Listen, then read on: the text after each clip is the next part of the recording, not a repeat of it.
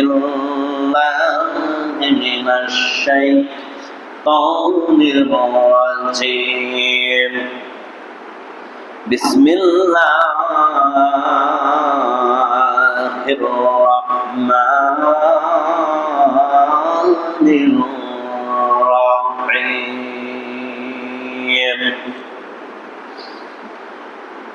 الله خالق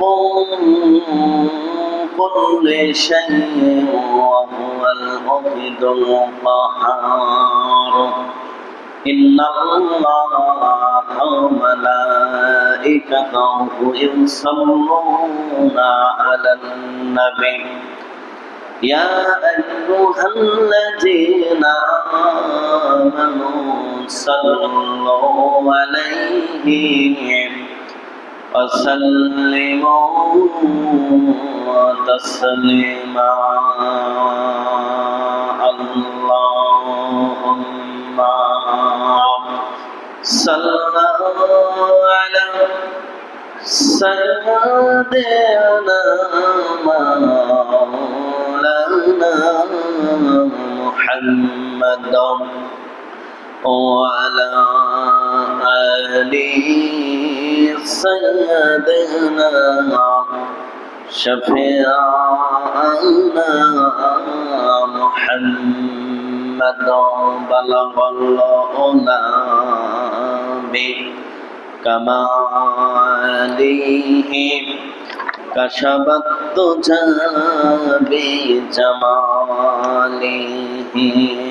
حسنت جميع خصاله صلوا عليه وعلى آله اللهم صل على سيدنا مولانا محمد وعلى آله سيدنا شفيعنا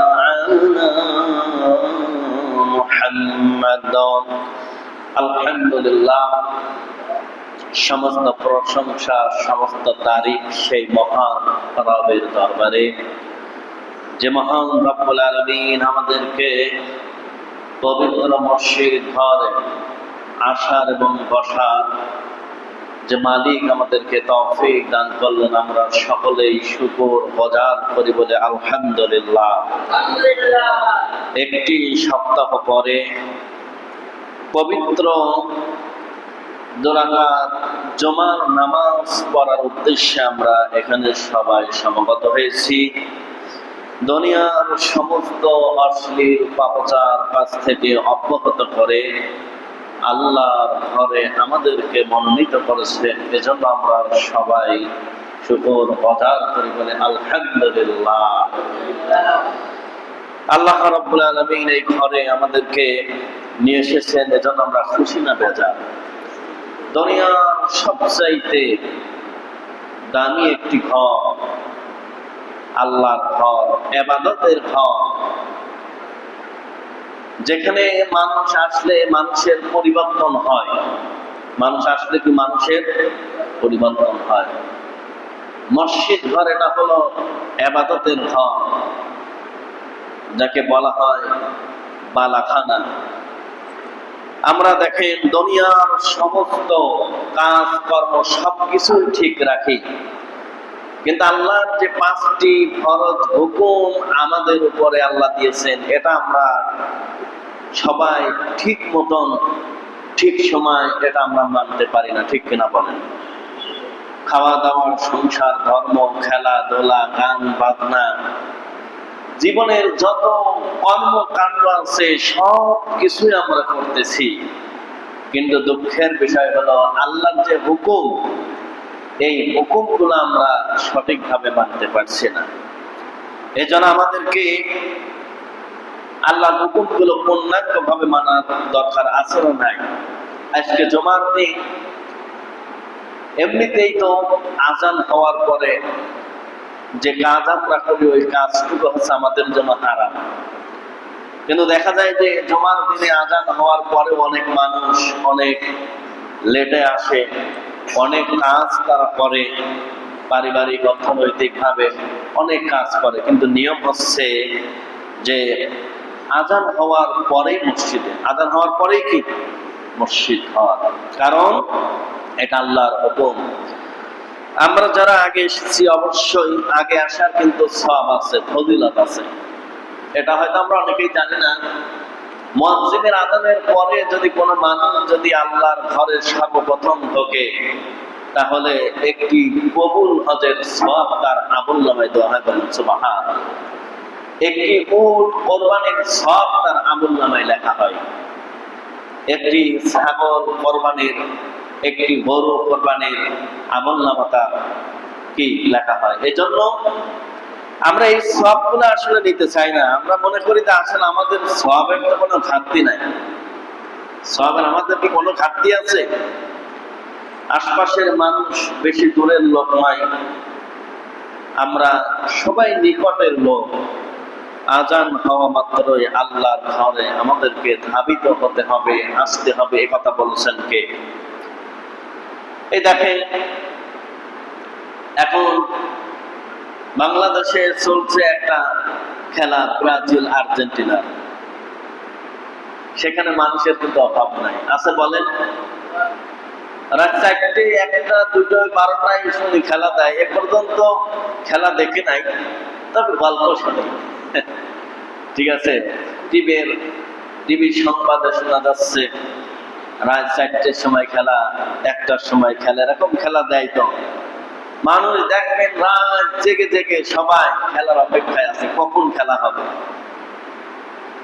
এই তো আমাদের কালচার। তাহলে খেলার জন্য অপেক্ষা করছি মুসলমান, অথচ আমরা আল্লাহর হুকুম প্রতিটা মুহূর্তে আমাদেরকে স্মরণ করার কথা বলেছেন, আমরা কিন্তু সেই হুকুমগুলো কেউ পালন করছে না। এই জন্য আমাদেরকে আল্লাহর হুকুম পালন করার দরকার আছে না নাই? কথা বলা আছে না নাই? সম্মানিত উপস্থিতি, তাওহীদ সম্পর্কে আলোচনা চলছে। আমরা গত সপ্তাহে সবাই তাওহীদ সম্পর্কে আলোচনা শুনেছি। আল্লাহর কোরআনের ব্যাপক আলোচনা, এটা যে কত বড় আলোচনা ব্যাপক আল্লাহ তাওহীদ সম্পর্কে দিয়েছেন কোরআন এবং হাদিসের মধ্যে। আল্লাহ রাব্বুল আলামিন এই তাওহীদ, একত্ববাদ, আল্লাহর সাথে কোনো কিছুকে অংশী স্থাপন না করা, লা শারীক, অর্থাৎ আল্লাহ ছাড়া কোনো ইলাহা নেই, আল্লাহ ছাড়া কোনো উপাস্য নেই। এটাই হলো আলোচনার মূল যে ভূমিকা, পটপ্রথম যে রব আমাদেরকে কোরআন কারীমের ভিতরে তাওহীদ সম্পর্কে আল্লাহ রাব্বুল আলামিন ঘোষণা করেছেন, ব্যাপকভাবে আলোচনা করেছেন। আল্লাহ রাব্বুল আলামিন তার বান্দাকে, আল্লাহ বলেছেন কাল কিয়ামতের ময়দানে আল্লাহ তার বান্দাদেরকে জান্নাত দেবে। কিন্তু এই বান্দারা কারা? এই বান্দা হলো যারা মুমিন, যারা মুমিন বান্দা, তাদেরকে আল্লাহ জান্নাত দেবে। আজকের পৃথিবীতে, সারা পৃথিবীতে আমাদের আদর্শ, আমাদের মডেল বিশ্ব নবী, ঠিক কিনা বলেন? কিন্তু আজকে আমাদের যুবক ছেলেদের আমরা নেইমার, মেসির জার্সি গাইতে আমরা তাদেরকে ফলো করি। মেসি, তোমারে খুব ভালোবাসি, ঠিক কিনা বলেন? 10 নাম্বার জার্সি তারা গায়ে দেয়, আর মেসিকে জানায় যে আমরা বাংলাদেশ থেকে তোমাকে স্বাগতম জানাচ্ছি। বলে নাউজুবিল্লাহ। টাকা খরচ করার টাকা পায় না। এই যে বিশ্বকাপে খেলা যে খরচ হবে, হাজার হাজার কোটি টাকা খরচ হবে। আর আমাদের দেশের মানুষ একজন 10 শতক জমি বিক্রি করে 8 কিলোমিটার পতাকা তৈরি করেছে। আমাদের দেশে হাজার কোটি টাকার জার্সি আমাদের যুবক ছেলেরা মেয়েরা পর্যন্ত গায়ে দিচ্ছে, বলে ঠিক কিনা? এটা হচ্ছে অর্থদণ্ড। এটা যদি বলা হয় যে 100 টাকা মসজিদে দাও, দেবে না। কিন্তু আমি জানি না একটা জার্সির দাম কত। সিয়াম কত? একটা জার্সির দাম 500 টাকা। সর্বনাশ। একটা জার্সি আমাদের ছেলেরা দেখেন প্রায় 50% বেশি, আমি আমার আন্দাজ করে বলছি 50% আমার মনে হয় এরকম, তার বেশি হতে পারে 85% অথবা 7% মানুষ, 80% মানুষ জার্সি গায়ে দিচ্ছে। তাহলে একটা জার্সির দাম কত? 500 টাকা। এটা আমরা কি আল্লাহর মহব্বতে করছি? এটাকে নবীর মহব্বতে করছি? এটা কি দিনের জন্য করছি, ইসলামের জন্য করছি? এটা ব্রাজিল, আর্জেন্টিনা, নেইমার, মেসির জন্য এই ভালোবাসাটুকু আমরা করছি, ঠিক কিনা বলেন? তাহলে আজকে আমাদের কি মেসি, নেইমারের জন্য ভালোবাসা, না আল্লাহর জন্য, আল্লাহর পবিত্র কোরআন, না বিশ্বনবীর জন্য ভালোবাসা? ঠিক কিনা বলেন মুসলমান? আমি 1000 বছর ধরে ওয়াজ করলেও কাজ হবে না। এটা যদি সংসদে পাশ হতো যে মেসির কোন জার্সি যুবক ছেলেরা মেয়েরা গায়ে দেবে না, বাস্তবায়ন হতো কিনা? 500 টাকাতে কিনেছে, যার গায়ে দেখবে 10,000 টাকা জরিমানা। কারণ আমরা তো মুসলমান, মুসলমানদের কালচার থাকবে মুসলমানের মতন, ইহুদিদের কালচার আমাদের ভিতরে ঢোকাই দিচ্ছে, ঠিক কিনা বলেন? তাহলে আরো অনেক কথা এসেছে যে জার্সিটা গায়ে আমরা দিই, ও জার্সি আমাদের গায়ে দেওয়া আমাদের জন্য ঠিক না। ঠিক আছে, ওখানে ছবি আছে, ইহুদি খ্রিস্টানদের ছবি আছে, আছে কিনা বলেন? তাহলে এই জার্সি গুলো মুসলমানদের জন্য পরা হারাম। খেলা দেখা, খেলা সাপোর্ট করে দল নিয়ে, এটাও হারাম। এটাও কি হারাম? কোন মুসলমান বাজি ধরে এই খেলা দেখতে পারে না। কোন ইমানদারের পক্ষে এটা সম্ভব? খেলা আপনি দেখতে পারেন এমনিতে, তার মানে এই নয় যে আপনি বাজি ধরে এই খেলাটা দেখবেন। সম্পূর্ণ কোরআন হাদিসের বাইরে ইহুদিদের কালচার আমাদের মাঝ থেকে বন্ধ করা লাগবে ইনশাআল্লাহ। সবাই পড়ে আউযু বিল্লাহি মিনাশ শাইতানির রাজীম। বিসমিল্লাহির রাহমানির রাহিম।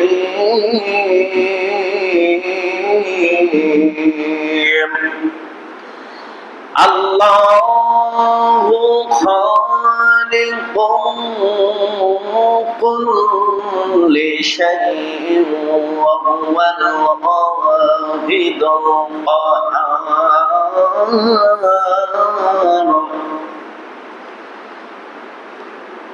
13 নম্বর সূরা, সূরা রাত, 15 নম্বর আয়াত। অর্থটা আল্লাহ রাব্বুল আলামিন বলতেছেন, প্রতিটি জিনিসের সৃষ্টিকর্তা কেবলমাত্র আল্লাহ তাআলা, বলেন ঠিক কিনা? যা কিছু আসমান এবং জমিনে সৃষ্টি হয়েছে সবকিছুর মালিক আমার আল্লাহ। সবকিছুর মালিক, এটা আমরা বিশ্বাস করি তো? এটা যদি আমরা বিশ্বাস না করি তাহলে আমাদের ঈমান থাকবে না। তাওহীদ সম্পর্কে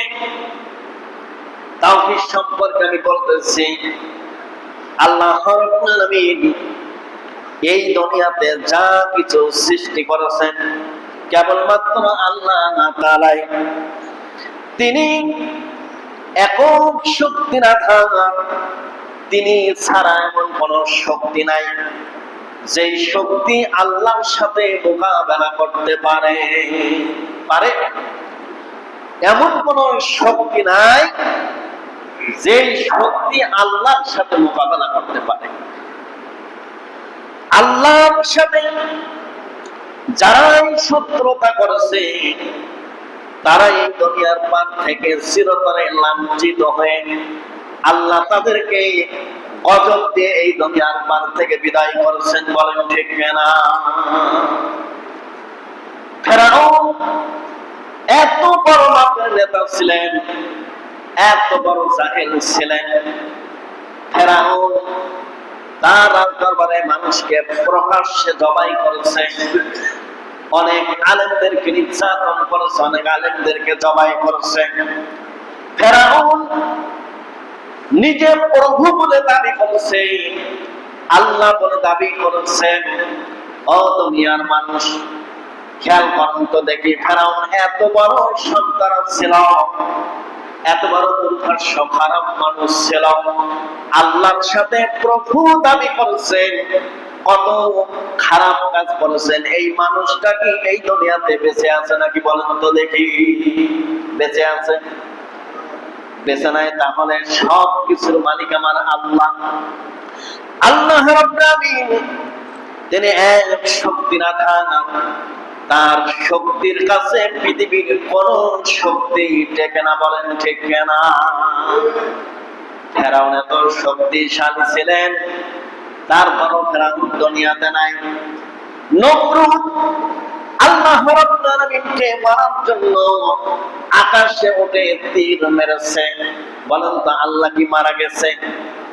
নমরুদ আকাশে আল্লাহকে মারার জন্য তীর মারল, রব্বুল আলামিন তীরকে ধরল, তীরের মাথায় একটু রং জড়িয়ে দিল, তীরটা জমিনে পড়ে গেল। আর নমরুদ মনে মনে ভাবলো, যাক আল্লাহ মারা গেছে। বলেন নাউজুবিল্লাহ। আল্লাহ তাওহীদের আলোচনার সর্বপ্রথম যে আলোচনার যে আয়াত আমি তেলাওয়াত করেছি গত সপ্তাহে, সেটা হলো সূরা বাকারার 2 নম্বর সূরা, সূরা বাকারা 255 নম্বর আয়াত, কোন কোন কোরআনে 254 নম্বর আয়াত। আল্লাহ তাআলা বলেন, আল্লাহু লা ইলাহা ইল্লাহু ওয়াল হাইয়ুল কাইয়্যুম। আল্লাহ হলেন চিরঞ্জীব, পৃথিবীর সব কিছু ধ্বংস হয়ে যাবে, থাকবেন কে? সব কিছু মারা যাবে, ধ্বংস হয়ে যাবে, তিনি থাকবেন। আল্লাহ কি মারা যাবে? বল। আল্লাহ রাব্বুল আলামিন তারপরে বলছেন, রব্বুল মাশরিকি ওয়াল মাগরিবি লা ইলাহা ইল্লাহু ফাত্তাখিযুহু ওয়াকিলা। ৭৩ নম্বর সূরা, সূরা মুজাম্মিল ৮ নম্বর আয়াত। আল্লাহ রাব্বুল আলামিন কোরআনুল কারীমের ভিতরে বলেছেন, তিনি প্রাচ্য ও সত্যের রব, তিনি ছাড়া আর কোনো ইলাহা নেই, তাকে সকল ব্যাপারে দায়িত্বশীল কর্মকর্তা হিসাবে গ্রহণ করো। বলুন সুবহানাল্লাহ। সকল বিষয়ের উপরে দায়িত্বশীল কর্মকর্তা হিসাবে তাকেই গ্রহণ করো। আমাদের যে কোনো বিষয় যদি স্বল্প পরিমাণও যদি হয়, সেই বিষয়ের কর্মকর্তা কে? বলেন। আল্লাহ রাব্বুল আলামিন আমাদেরকে মাথার যে চুল দিয়েছে, এই চুলটা, চুলের যে মাথাটা আমরা কাটি, এই চুল মাথা কাটার ক্ষমতা আমার আপনার নাই। হাতের নখ, পায়ের নখ, এটা যে আমরা কাটি, এই কাটার ক্ষমতা আমাদের নাই, যদি আল্লাহ না দেয়। বলেন ঠিক না? সব কিছুর মালিক আমার কর্মকর্তা হিসাবে আল্লাহকে গ্রহণ করতে হবে, আল্লাহকে মানতে হবে। তিনি আমার রব, তিনি আমার পালন কর্তা, তিনি আমার ইলাহা, তিনি আমার প্রভু, তিনি ছাড়া আমার কোন রব নাই। এই পৃথিবীতে সার্বভৌমত্বের মালিক, জাগতিক মালিক, অর্থনৈতিক মালিক, রাজনৈতিক মালিক, যাই বলেন না কেন, যেটাই বলেন না কেন, সবকিছুর মালিক আমার আল্লাহ। সবকিছুর মালিক, কোন কায়নাতের মালিক, গোটা পৃথিবীর মালিক আমার আল্লাহ। আমি যে শেরকারাত অবস্থায় সুবহানা রাব্বিয়াল আলা। আমি যে রুকু অবস্থায় সুবহানা রাব্বিয়াল আযীম বলে কার খুশি করার জন্য বলেন তো? মহান রবের তাসবিহ পড়ে তার নামে, যিনি আমাকে সৃষ্টি করেছেন, যিনি আসমান ও জমিনের মালিক, বলেন সুবহানাল্লাহ। গোটা পৃথিবীর রব আল্লাহর সাথে যারাই গাদ্দারি করেছে, মাস্তানি করেছে, আল্লাহ তাদেরকে লানত দিয়ে গজব দিয়ে দুনিয়ার পান থেকে বিদায় করেছেন। নমরুদকে মারার জন্য আল্লাহ রাব্বুল আলামিন একটা ন্যাংরা মশা যথেষ্ট, বলেন ঠিক কিনা? একটা ন্যাংরা মশা নমরুদের মাথার মধ্যে চলে গেল, নাক দিয়ে মাথার মধ্যে চলে গেল। এই একটা মশার অত্যাচারে নমরুদ আপনার ব্যাকুল হয়ে গেল। এত পরিমাণ কষ্ট নমরুদকে দেওয়া হচ্ছে। নমরুদ নিজের ইচ্ছায় তার স্ত্রীর কাছে যে বলতেছেন, আমার স্ত্রী আমাকে তুমি বাঁচাও, মাথার মধ্যে মশা ঢুকে কামড়াচ্ছে, ভালো লাগছে না, তোমার হাতে যা আছে তাই আমার মাথায় আঘাত করো। খেলাটা, কথা বলেন, এই খেলাটা খেলছে কে?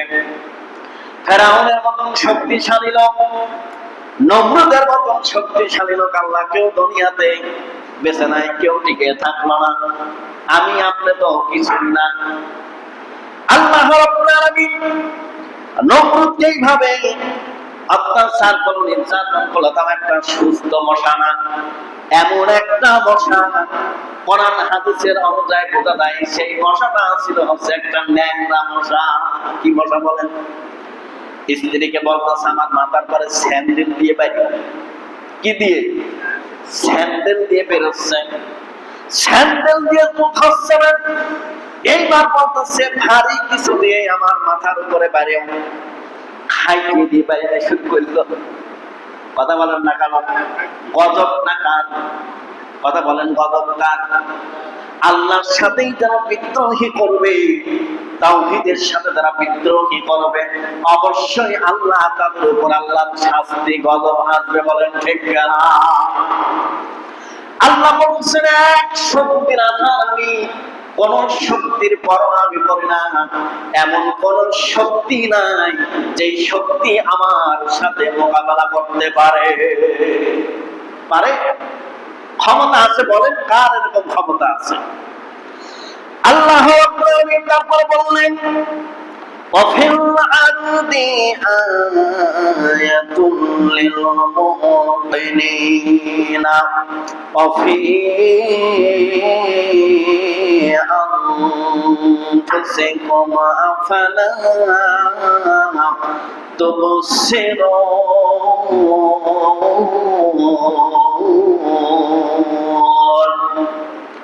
51 নম্বর সূরা, সূরা জারিয়াত। কয় নম্বর সূরা? কথা বলেন, কয় নম্বর সূরা? 51 নম্বর সূরা, সূরা জারিয়াত। 19 এবং 20 নম্বর আয়াত, দুইটা আয়াত। আল্লাহ রাব্বুল আলামিন এই আয়াতের অর্থটা আল্লাহ তাআলা বলতেছেন, পৃথিবীর প্রতিটি বিন্দুতে এবং তোমাদের নিজেদের সত্তায় রয়েছে এক লাখ শারীক আল্লাহর অস্তিত্বের বিপুল নিদর্শন দিয়ে বিশ্বাসীদের জন্য তোমরা কি তা দেখতে পাও না?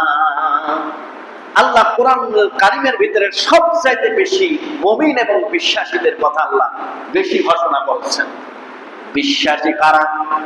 তাওহীদের প্রতি বিশ্বাস, আল্লাহর প্রতি বিশ্বাস, দ্বীনের প্রতি বিশ্বাস, ইসলামের প্রতি বিশ্বাস, আল্লাহর প্রতি বিশ্বাস, নবীর প্রতি বিশ্বাস, আসমান জমিনের প্রতি বিশ্বাস, গোটা পৃথিবীর যা কিছু আছে সব কিছুর প্রতি আমাদের বিশ্বাস করা লাগবে। এর নাম হলো ইসলাম। একটা মানলেন আর একটা মানলেন না, একটা বিশ্বাস করলেন আর একটা বিশ্বাস করলেন না, হবে কি বলেন?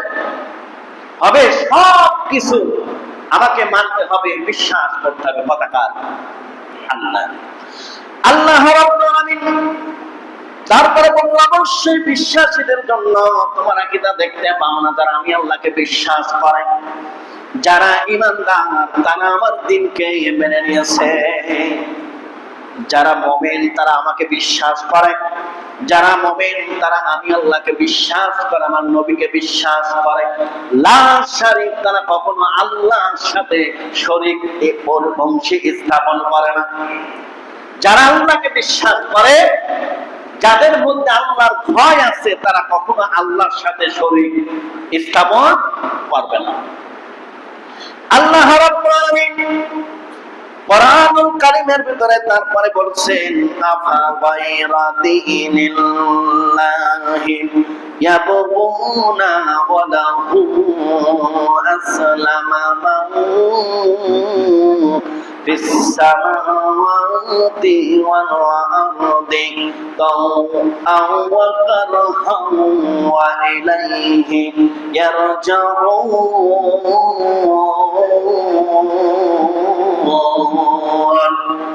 3 নম্বর সূরা সূরা আলে ইমরান 82 নম্বর আয়াত। আল্লাহ রাব্বুল আলামিন কোরআনুল কারীমের ভিতরে অর্থটা বলেছেন, তারা কি চায় আল্লাহর দ্বীনের পরিবর্তে অন্য দ্বীন? তারা কি চায় আল্লাহর দ্বীনের পরিবর্তে অন্য কোন দ্বীন? এই দ্বীন, এই যে দ্বীনটা এখন দেখতেছেন, এই দ্বীন কিন্তু ইসলামী দ্বীনের সাথে কালচার এক নয়। কারণ দ্বীন মানে ইসলাম, দ্বীন মানে দ্বীনি ব্যবস্থা। যেমন আল্লাহ রাব্বুল আলামিন কোরআনুল কারীমের সর্বপ্রথম শুরু করেছেন বা দিয়ে, কি দিয়ে বলেন তো? সর্বপ্রথম কি দিয়ে শুরু করেছে? আমরা সবাই কি পড়ি? কোরআন পড়ার আগে সর্বপ্রথম কি পড়ি বলেন তো? বলতে পারেন না? বিসমিল্লাহ বলে শুরু করি। এই কথাটুকু বলতে হয়, একদম মুখ বন্ধ করে থাকবেন, বাড়ির থেকে নিষেধ করে দিতে যে কথা বলবেন না। কোরআন শরীফ পড়ার শুরুতে, ভালো কাজ শুরু করার আগে আল্লাহ রাব্বুল আলামিন বলেছেন, প্রথম যখন শুরু করা হয় বিসমিল্লাহ বলেন, ঠিক কিনা? এই বিসমিল্লাহ কোরআনের একটা আয়াত। এই যে বিসমিল্লাহ শুরুতেই বা দিয়ে শুরু হয়েছে, আর মিনাল জিন্নাতি ওয়ান নাস, আর শেষ হয়েছে সিন দিয়ে। বলেন তো কি দিয়ে?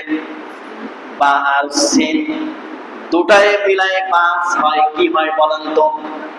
আমি দ্বীনের আলোচনা করতে যে বলতেছি যে এই দ্বীন, কিন্তু এই দ্বীনের কথা বলতেছি না। এটা দ্বীন আর রাত, এটা একটা বিষয়।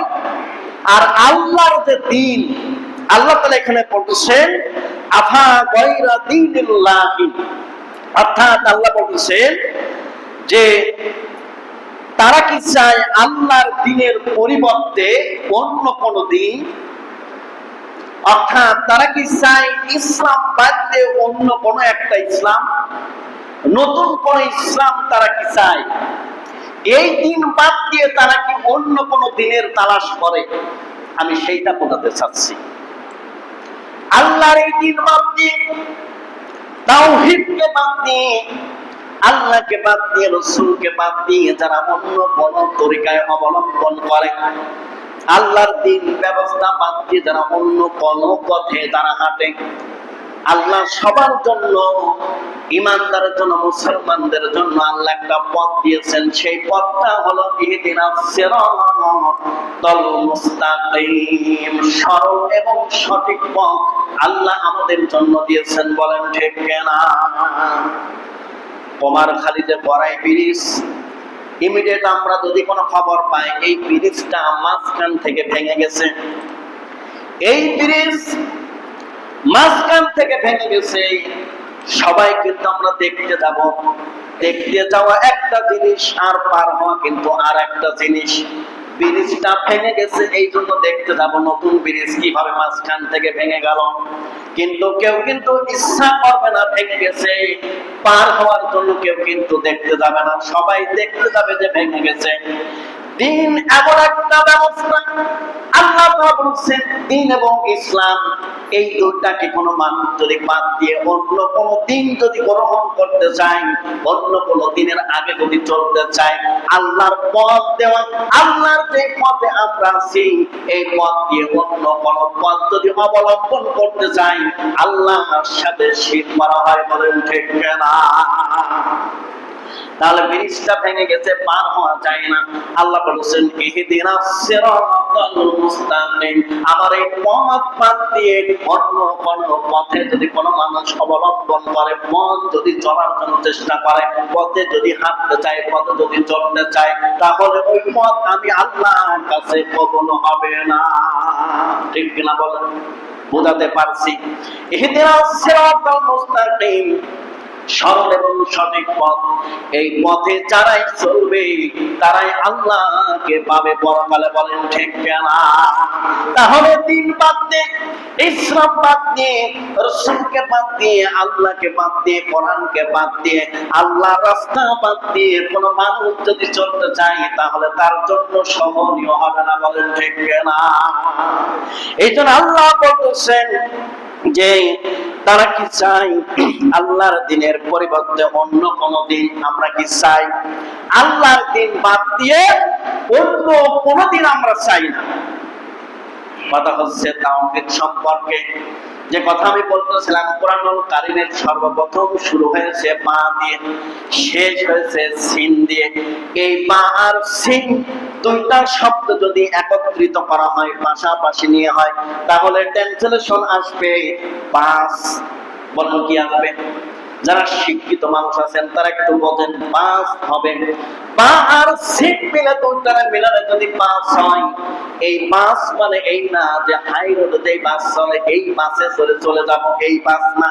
আল্লাহ তাআলা এখানে বা আর সিট মিলায় যেই বাসের কথা বললেন, বাস মানে এনাফ, বাস মানে যথেষ্ট, বাস মানে পরিপূর্ণ। বলেন ঠিক না? আপনি দেখবেন, পড়বেন, জানবেন, জানার কোনো শেষ নাই। তাহলে এই বাস মানে পরিপূর্ণ একটা জীবন, পরিপূর্ণ একটা সংবিধান। আল্লাহর যে কোরআন আমাদের জন্য, এই কোরআনটা বিশ্ব নবীর মারফতে আমরা পেয়েছি। মুসলমান, এই কোরআন দেখার জন্য, পড়ার জন্য, গবেষণা করার জন্য, জানার জন্য আল্লাহ সবাইকে ওপেন করে দিয়েছেন। বলেন ঠিক না? শুধু আমি পড়ব তাই নয়, আমি কেন পড়ব, সবাই পড়বেন, সবাইকে জানতে হবে। ইসলাম এমন একটা সংবিধান, ইসলামকে জানার কথা বলছেন আমার আল্লাহ, মানার কথা বলছেন আমার আল্লাহ। নবীর সম্পর্কে জানতে হবে, নবীর সম্পর্কে মানতে হবে, কোরআন জানতে হবে, কোরআন অনুযায়ী জীবন যাপন করতে হবে, আল্লাহকে চিনতে হবে, আল্লাহকে ভালোবাসতে হবে, আল্লাহকে জানতে হবে। এই কথাগুলো সব কোরআনুল কারীমের ভিতরে আল্লাহ কোট করে দিয়েছেন। বলেন ঠিক না? আমি যদি বলি আজকে ফজরে কারা কারা কোরআন পড়েছেন, কারা কারা হাদিস পড়েছেন, কারা কারা নামাজ পড়েছেন, আল্লাহ রাব্বুল আলামিন নামাজ সম্পর্কে বললেন, যারা নামাজে অবহেলা করে, নামাজে অবহেলা করে কিনা বলেন? আজান দিল, নামাজ পড়ছি, এরকম মানুষ আছে না নাই? আজান হয়ে গেছে, মানুষ নামাজ পড়ে না। নামাজের সব কাজের সময় হয় কিন্তু নামাজের সময় হয় না। ও মুসলমান, ব্রাজিল আর্জেন্টিনার খেলা যদি রাত অপেক্ষা করা, যদি 1টা 4টা পর্যন্ত, 5টা পর্যন্ত যদি অপেক্ষা করি খেলার জন্য, ও মুসলমান, রাত 12টার পরে আল্লাহ চতুর্থ আসমানে চলে আসে। ও মুসলমান, কেন তাহাজ্জুদ নামাজ পড়বো না? আল্লাহর সাথে সম্পর্ক করবো না? নেইমারের সাথে আমার সম্পর্ক, মেসির সাথে আমার সম্পর্ক, এমবাপ্পের সাথে আমার সম্পর্ক। মেসি 10 নাম্বার জার্সি গায়ে দেয়, আমাদের যুবক ছেলেরা 10 নাম্বার জার্সি গায়ে দেবে। কোথায় পেয়েছেন এই ইহুদিদের কালচার? যদি প্রমাণ করতে পারেন জাতির সামনে, আল্লাহর কসম কথা না বলবো না। বলেন ঠিক না? যারা ইহুদিদের কালচার ধরে, যারা ইহুদিদের কালচার মানে, তারাও ইহুদি খ্রিস্টানদের সাথে হাসর নাজর হবে। আল্লাহ তাআলা বলেন, তার সাথে তার মহব্বত, যার সাথে তার ভালোবাসা, তার সাথে তার হাসর হবে। যারা মেসিকে ভালোবাসবে, তার মেসির সাথে তার থাকতে হবে। যারা নেইমারের ভক্ত, নেইমারের সাথে থাকতে হবে। এমবাপ্পের যারা ভক্ত, এমবাপ্পের সাথে থাকতে হবে। 10 নাম্বার জার্সি গায়ে দিয়েছে 500 টাকাতে কিনে, এই পোশাক তাদের জন্য জায়েজ না, জায়েজ না, জায়েজ না। বলেন ঠিক না? যদি একটা জায়গা দেখাতে পারেন ইহুদি কালচারে জার্সি আমার জন্য পরা জায়েজ আছে, আমি হাসান বলে গেলাম, এই খুতবাই আমার জন্য শেষ। বলেন ঠিক না? কোথায় পেয়েছেন এই দলিল? আমি আপনাকে দিচ্ছি। আল্লাহ রাব্বুল আলামিন বলেছেন, রাসূল সাল্লাল্লাহু আলাইহি সাল্লাম মেরাজের রাতে দেখলেন এক ব্যক্তিকে মাথার উপরে পাথর দিয়ে মারছে। কি দিয়ে বলেন? বড় বড় পাথর দিয়ে তাকে মারা হচ্ছে, বারবার তার মাথা চূর্ণ বিচ্ছিন্ন করা হচ্ছে। তিনি জিজ্ঞাসা করলেন কে? জিবরাইল বললেন এই সেই ব্যক্তি যে কোরআনকে যে পরিত্যক্ত মনে করছে, ফরজ নামাজ সে ত্যাগ করেছে, আল্লাহর দ্বীনের ব্যাপারে সে অবহেলিত ছিল। আল্লাহর দ্বীন কি সে বোঝে নাই, নামাজ পড়ে নাই, কোরআন পড়ে নাই, কোরআনকে একটা আরবি বই হিসাবে মনে করেছেন। কোরআন একটা বায়োলজিশন, কোরআন একটা জীবন ব্যবস্থা, কোরআন একটা দিন ব্যবস্থা। এই এমন মানুষ আছে কোরআন জীবনেও ধরে নাই, পড়তেও পারে না, এরকম মানুষ আছে না? নাই। তাহলে আমরা যে নামাজ পড়ি না, নামাজ আমাদের পড়া লাগবে কিনা? কথা বলেন। রাত অপেক্ষা করতেছি কখন খেলা হবে। কথা বলেন, সত্য না মিথ্যা বলতেছি? রাত থেকে যদি ইহুদি কালচারের খেলাগুলো যদি দেখতে হয়, ও মুসলমান, রাত জেগে আমাকে এখান থেকে শিক্ষা নিতে হবে। রাত জেগে যখন 12টা হবে, 12টা পার হবে, আল্লাহ চতুর্থ আসমানে চলে আসবে, আমি 2 রাকাত করে 8 রাকাত তাহাজ্জুদ নামাজ পড়ব, নিয়ত করতে পারি কিনা? আমি কিন্তু কাউকে খেলা দেখা নিষেধ করি নাই, খেলা দেখেন, তবে তাদের কালচারটা নিয়েন না, দলের সাপোর্ট করেন না। বিভিন্ন জায়গায় এই খেলার সাপোর্ট নিয়ে অনেক মানুষ মারা যাচ্ছে, ক্ষতিগ্রস্ত হচ্ছে, ঋণগ্রস্ত হচ্ছে। সাতক্ষীরাতে একটা খবর দেখলাম, সেখানে 10 শতক জমি বিক্রয় করে পতাকা তৈরি করছেন। কেন বলেন? নেইমার কি দেখছে? এমবাপ্পে দেখছে? আরো অন্যান্য কোন প্লেয়ার দেখছে? বলেন, আমি যে ক্ষতিগ্রস্ত হচ্ছি, আমি যে ঋণগ্রস্ত হচ্ছি ইহুদিদের জন্য। কেন? এই 10 শতক জমি বিক্রয় করে যদি একটা মাদ্রাসা করতাম, মসজিদ করতাম, তাদের সব পাতাম কিনা? বলেন, এই যে 10 শতক জমি বিক্রয় করে যদি একটা ফ্যান যদি মসজিদে দিতাম, এই ফ্যানের বাতাস খাবে, খবরে তার সব ফিনান্সি লোড হয়ে যাবে। বলেন সুবহানাল্লাহ। তাহলে আমার যে আলোচনা সেটা হলো তাওহীদ সম্পর্কে আমি বলতেছি। এখনো তাওহীদ সম্পর্কে আলোচনা হবে প্রায় 3 থেকে 4টা জুম্মা। আমি আজকে 3টা আয়াতের সমন্বয় করে আমি কথাগুলো বললাম। তাহলে এই আয়াতের অর্থটা বলে আমি শেষ করে দেব যে তারা কি চায় আল্লাহর দ্বীনের পরিবর্তে অন্য কোন দ্বীন? আল্লাহ তাআলা বলেছেন, যখন আকাশে ও পৃথিবীতে যা কিছু আছে সবই ইচ্ছায় হোক আর অনিচ্ছায় হোক তার নিকট আত্মসমর্পণ করতে হবে এবং তার দিকেই সকলকে ফিরে যেতে হবে। বলেন ঠিক কিনা? আমাদের সবাইকে তার কাছেই ফিরে যেতে হবে। এটা ছিল আপনার সূরা আল ইমরান 3 নম্বর সূরা আল ইমরান 82 নম্বর আয়াত। এখান থেকে আমরা ইনশাআল্লাহ যদি সবাই বেঁচে থাকি, আগামী জুম্মা এখান থেকে কথা হবে ইনশাআল্লাহ। আমার কথায় কেউ কষ্ট পাবেন না, মাইন্ডে নেবেন না। আমি নিজেও বাঁচার চেষ্টা করি, আপনাকেও বাঁচানোর জন্য চেষ্টা করি, ঠিক আছে? খেলা দেখেন, কিন্তু নেইমারের দল নিয়ে, মেসির দল নিয়ে মারামারি করবেন, উৎখাত করবেন, বাজি ধরবেন, ঠিক আছে? গায়ে দিয়ে 10 নাম্বার জার্সি গায়ে দিয়ে মানুষকে দেখাবেন। এই জন্য আল্লাহ আপনাকে এই দুনিয়াতে পাঠায় নাই যে আপনি ইহুদির কালচার আপনার ভিতরে থাকবে, এই জন্য আপনাকে পাঠায় নাই। আমি মাঝে মাঝেই বলি, রাস্তার কুকুর আপনাকে আপোষ করে নেবে, কিন্তু ইহুদি কুত্তা কখনো মুসলমানদের আপোষ করবে না। বলুন ঠিক কিনা? যারা ইহুদি তারা মুসলমানদের কখনো ভালো চায় না। এজন্য আমরা তাদের থেকে দূরে থাকতে চাই। আমরা মুসলমান, আমাদের কপাল ভালো যে এরকম একটা দামি, এরকম একটা ফার্স্ট ক্লাস ধর্ম আমরা পেয়েছি, তার নাম হলো ইসলাম। সুবহানাল্লাহ। ইন্না দীনা ইনদাল্লাহিল ইসলাম, একটা মনোনীত স্পেশাল ইসলাম ধর্মের নাম হলো ইসলাম ধর্ম। বলে ঠিক কিনা? এই ধর্ম বাদ দিয়ে কোনো মানুষ যদি কোনো দিন গ্রহণ করতে চায়, এটা আল্লাহর কাছে গ্রহণযোগ্য হবে না। কথা কার? আল্লাহ। সবাই ভালো থাকবেন, সুস্থ থাকবেন। আগামী সপ্তাহে ইনশাআল্লাহ আমি তাফসীর করব, সবাইকে দাওয়াত থাকলো। সবাই আমরা যেভাবে উৎফুল্ল হই কোরআন এবং হাদিসের মাহফিলে এসে, ঠিক তেমনই আমরা তাফসীর মাহফিলে আসি। সবাইকে আমি দাওয়াত দিচ্ছি আমার পক্ষ থেকে, সবাই আসবেন। মা বোনদেরকেও বলি সবাই আপনারা তাফসীর মাহফিলে আসবেন, সবাই সার্বিক সহযোগিতা করবেন। সবাই ভালো থাকেন, সুস্থ থাকেন। আসসালামু আলাইকুম ওয়া রাহমাতুল্লাহি ওয়া বারাকাতুহু। সবাই জুমার কাবলা 4 রাকাত সালাত